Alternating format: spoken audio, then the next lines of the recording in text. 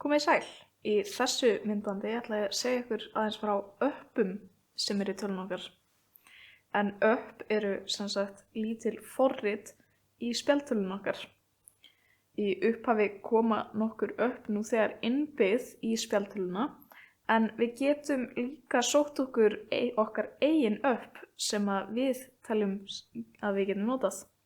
Til þess þá þurfum við að nota App Store eða appabúð sem gera okkur kleift að ná í hvers konar öpp sem við viljum.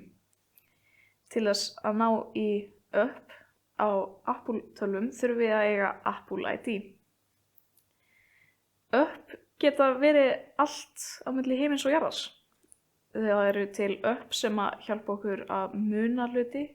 Það eru til öpp sem hjálpa okkur við að telja niður tíma. Það eru til leikir, forrit til að gera okkur kleift að horfa á myndir og myndbönd og margt fleira. Það eru til þúsundir appa akkurat núna. En við ætlum að fara nánar yfir það hvernig þið náið því upp í næstkomandi myndböndum. Endilega haldið áfram að horfa.